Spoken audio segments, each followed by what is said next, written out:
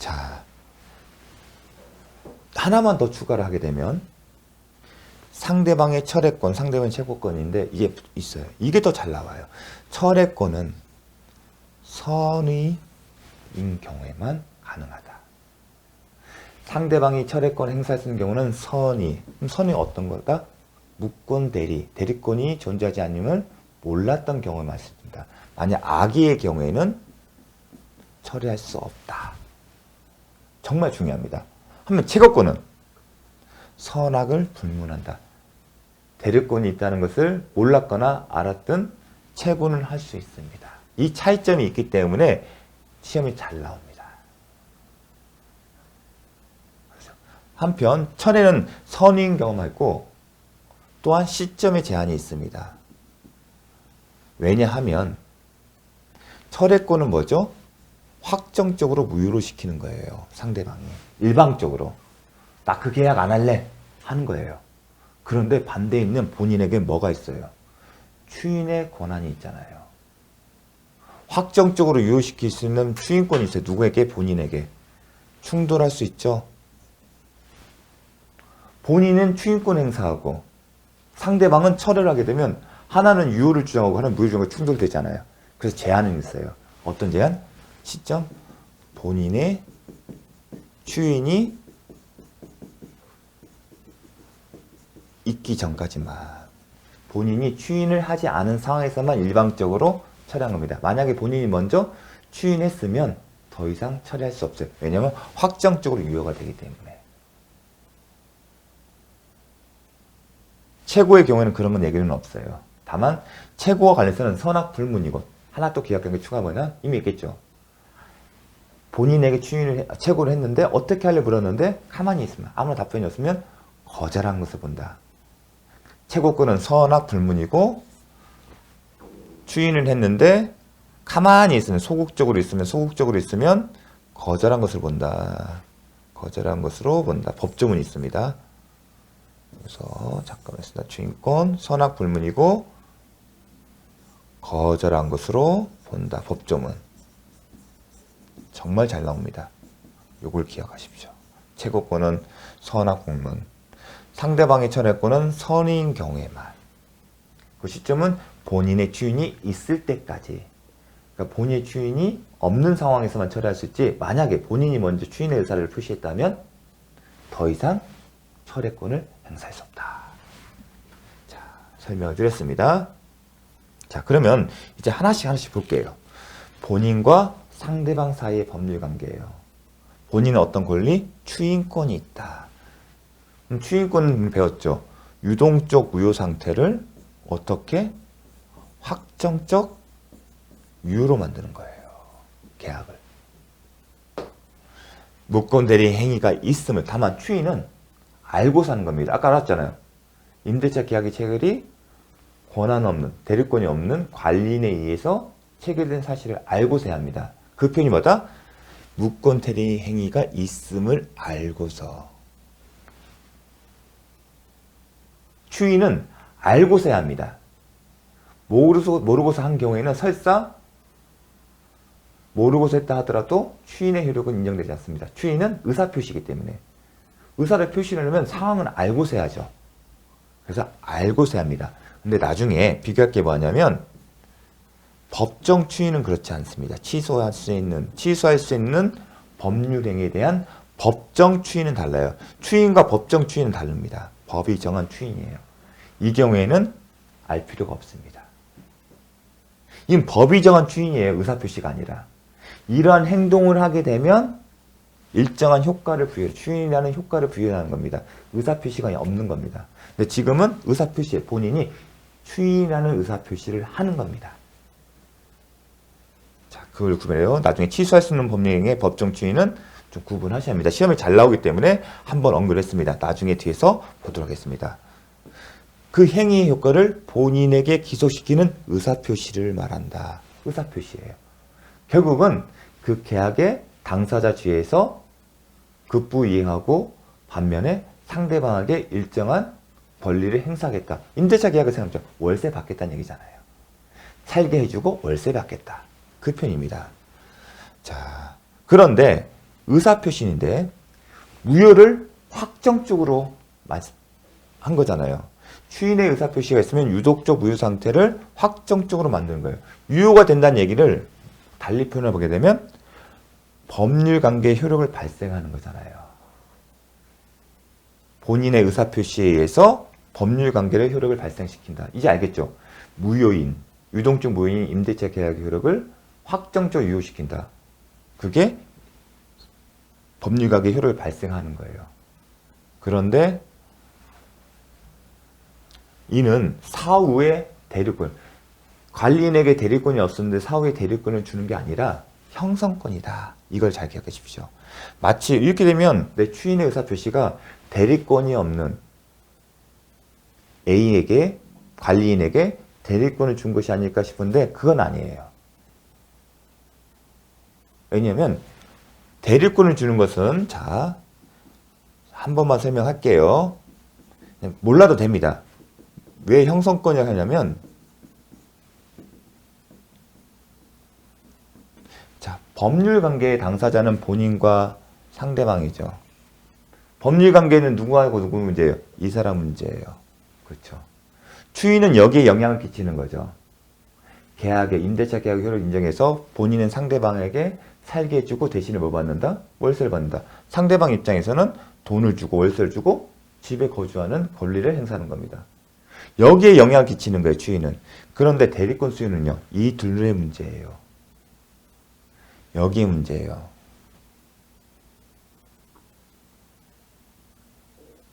이 사후의 대리권 수요를 사실에 준다는 얘기는 여기에 준다는 거예요. 근데 과연 여기에 준 것으로서 이 계약의 효력을 바로 인정할 수 있을지. 물론 이렇게 했죠. 계약서를 다시 쓰면 돼요. 근데 지금은 추인은 다시 계약서를 쓰지를 않아요. 이런 차이점이 있기 때문에 일종의 형성권으로 본 거다. 그래서 혼동할 수 있습니다. 근데 엄밀하게 보면 이 측면에 내가 대리권 수요인데, 물론 대리권 수요에 따라서 대리권이 갖고 있는 상태에서 의사표시를 하게 되면 전달된 거예요. 하지만 지금은 무권 대리행위 상태예요. 다시 계약서를 안 써요, 추인은. 추인은 계약서를 다시 쓰는 게 아닙니다. 계약서를 다시 쓰면 추인을 논할 필요가 없죠. 기존의 계약서에 있는 그대로 놓고 얘기를 하는 겁니다. 그런 상황의 차이가 있기 때문에 대리권 수요가 아니라 일종의 형성권이다. 제가 설명을 드린 이유는 시험에 나오면 틀릴 수 있는 함정이 되기 때문에 그렇습니다. 일종의 형성권. 또 왜 형성권이다? 왜 형성권이면 일방의 의사표시에서 무효인 계약을, 유동적 무효인 계약을 일방의 의사표시로, 본인의 의사표시로, 일방의 의사표시로 효력을 잃게 만든 거잖아요. 계약의 효력을. 근데 계약의 효력이 되려면 어떻게 했죠? 서로 간의 의사표시가 존재하고 일치를 해야 돼요. 근데 이 계약의 효력을 만드는데 누구의 의사만 있었어요? 일방, 즉 본인의 의사만 있었잖아요. 계약은 본래 대립되어 있는 당사자 A, B의 의사표시 두 개가 존재하고 합치돼야만 하는 건데, 지금은 이 계약의 효력이 일방의 의사, 즉 본인의 일방의 의사표시만으로 형성되기 때문에 형성권인 겁니다. 어려운 내용인데 본인의 주인권은 형성권이다. 반드시 기억을 하셔야 합니다. 시험이 나오기 때문에. 따라서 일방의 의사표시만으로 계약 효력이 발생한다. 형성권의 얘기는 상대방의 승낙, 상대방 또는 다른 사람의 무권의 승낙이 필요하지 않다. 이걸 묻는 겁니다. 형성권이라는 결국은 상대방이나 무권 대리인의 승낙이 없다 하더라도 본인의 추인의 의사만 있으면 무효인 계약이 확정적으로 일방의 의사표시로 유효가 된다. 그 얘기는 결국은 승낙이 필요 없다는 얘기예요. 요게 이렇게 세트로 시험에 나옵니다. 정리를 하게 되면 형성권이란 권리자의 일방적인 의사표시에 의하여 법률관계를 발생하거나 변경하거나 소멸시킬 수 있는 권리입니다. 이게 형성권이에요. 일방적 의사표시가 있다는 얘기 때문에 승낙이 필요하지 않아. 일방적 의사표시의 얘기는 상대방의 승낙을 필요로 하지 않는다. 떠올리셔야 합니다. 그래서 이런 표현이 추인에서 나오고 또 어디서 나오냐? 나중에 시험에 잘 나오는 지상물 매수 청구권의 행사의 경우에 지상권자가 소유자에게 지상물 매수권 청구권을 행사하게 되면 상대방의 승낙을 기다리지 않고 매매 계약이 체결됩니다. 그게 형성권이기 때문에. 그래서 요 문장 이런 표현들은 암기를 하셔야 합니다. 일방적 의사표시에 의하여 법률관계 발생, 변경, 소멸시킬 수 있는 권리다. 일방적 의사표시이기 때문에 상대방의 승낙이 필요 없다.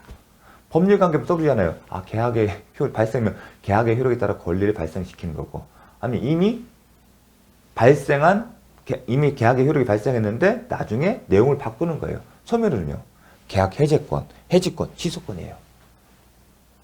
해제권, 해지권, 취소권은 일방이 하는 거잖아요. 취소권자가 상대방에게, 계약 해제권과 해지권도 채무불이행의 상대방에게 채권자가 행사하는 겁니다. 그래서 소멸은 계약 해지, 취소권. 그래서 요것들은 상대방이 있는 단독행위다. 그런 표현도 썼지 않습니까? 그래서 발생과 관련해서는 추인권 했고요. 그 다음에 쥐상물 매수 청구권과 부속물 매수 청구권, 지료 차임 증감. 증은 증액이고 감은 감액이에요. 요 대표적인 겁니다. 형성권과 관련해서 추인권, 지상물 매수 청구권, 부속물 매수 청구권, 지료 차임 증감 청구권. 이거는 반드시 머릿속에 정확하게 기억을 해 주십시오. 이와 관련해서 임차인의 필요비 상한 청구권은 형성권이다. 그렇지 않습니다. 형성권의 특징은 뭐냐면 일방의 의사표시에서 권리가 발생하거나 변경하거나 소멸한 거예요. 근데 필요비의 경우에는 그렇지가 않습니다. 필요비는 돈 달라는 얘기예요. 임대차 목적물의 가치를 유지했어요. 임차인의 비용을 했을 때 돈 달라는 얘기인데 그 얘기는 협의를 통해서 적정한 가액을 정하는 겁니다. 그래서 요거는 형성권이 아니다. 필요비 상한 청구는. 그래서 잘 기억을 해 주십시오.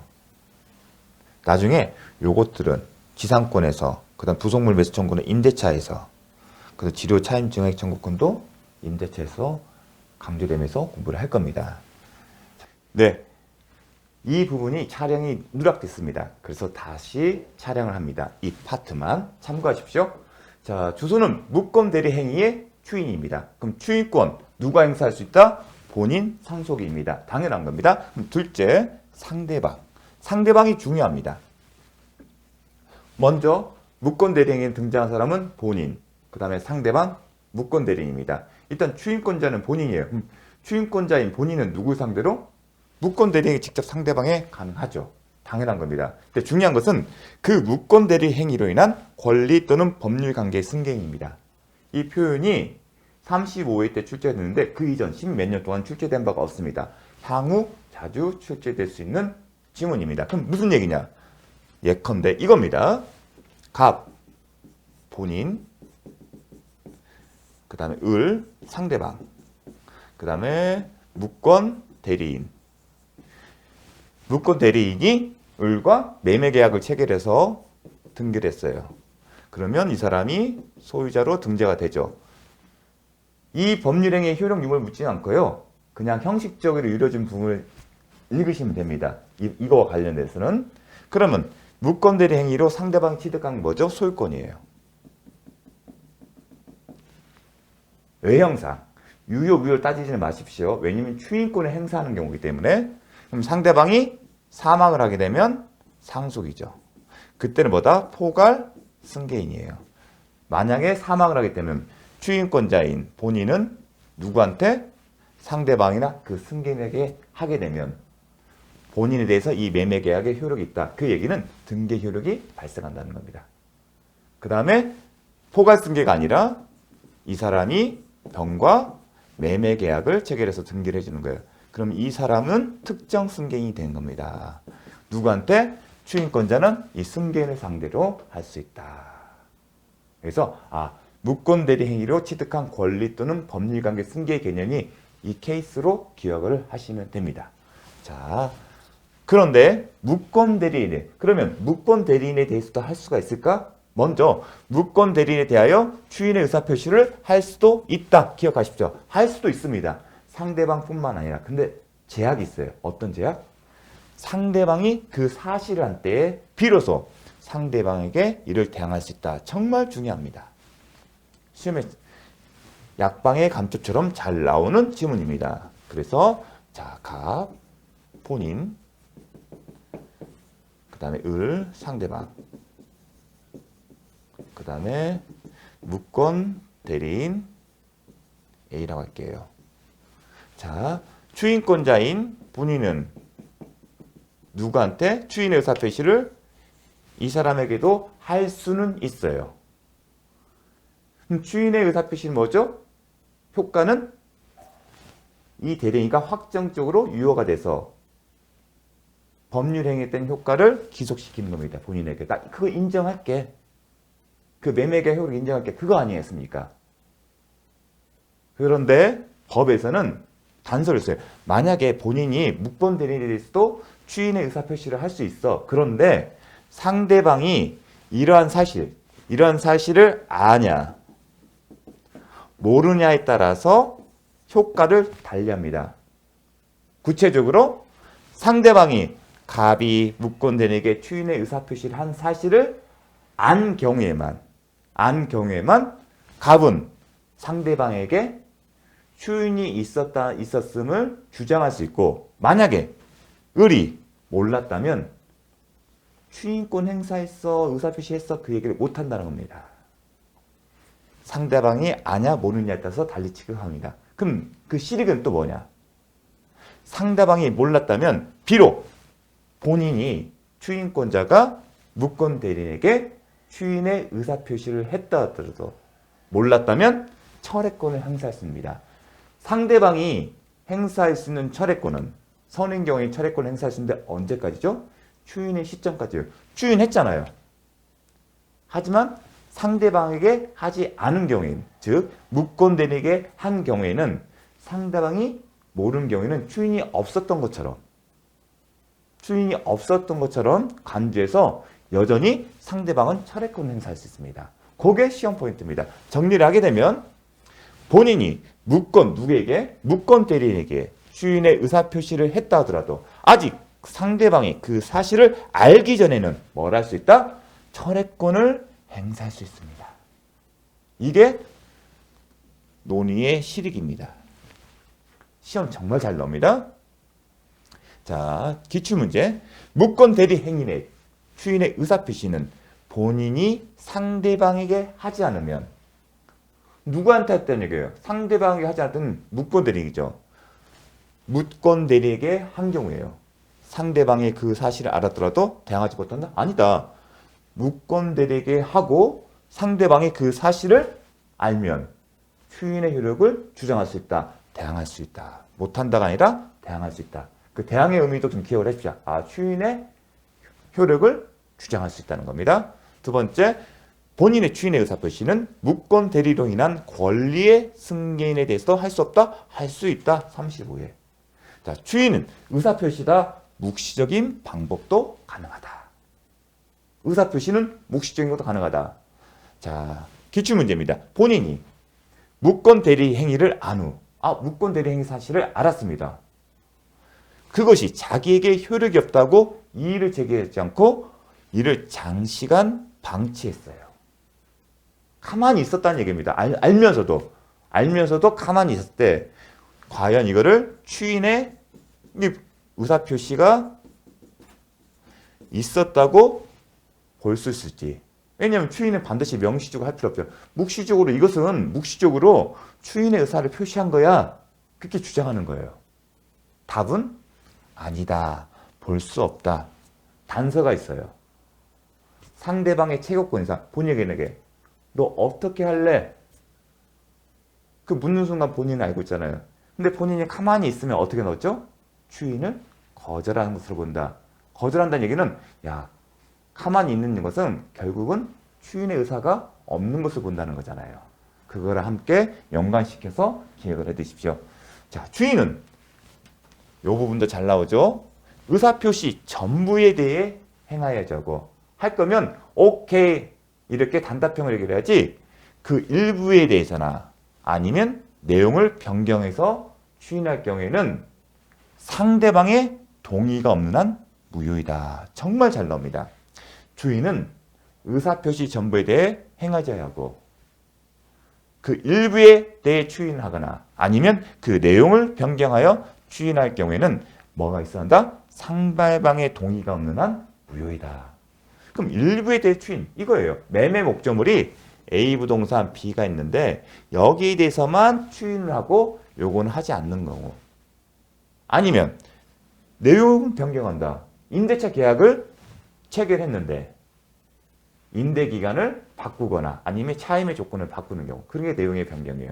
그러한 경우에는 동의가 있어야만이 그 추인이 효력이 있지 동의가 없으면 그 추인의 의사표시는 효력이 없다. 정말 잘 나옵니다. 예컨대 갑이 임대기간을 단축하여 임대기간 단축한다? 임대차 계약의 요소예요. 내용이에요.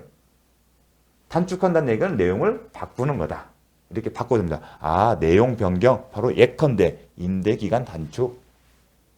임대기간 단축하여 임대차 계약을 추인한 경우, 즉 내용을 변경하여 추인하는 경우에는 뭐가 있어야 한다? 상대방의 동의가 있어야만이 추인의 의사표시가 효력이 있지. 만약에 없으면 무효이다. 병에 상대방의 동의가 없는 한 그 추인은 무효이다. 맞는 지문입니다. 정말 잘 나옵니다. 추인이 있으면 효과. 본인에게 효력이 발생하는데 언제부터? 소급하여. 대리행위 당시로 소급하여 효력을 가진다. 소급해서 효력을 가지는 경우가 언제 있었죠? 무권 대리행위 추인, 무권리자 처분행위 추인, 토지거래 허가를 받은 경우. 항상 이 세 가지는 세트로 기억을 해 주십시오.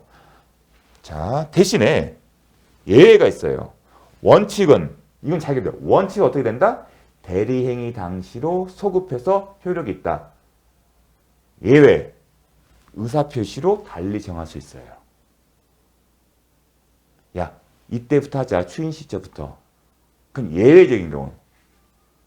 예외는 아닌데 제한이 있어요.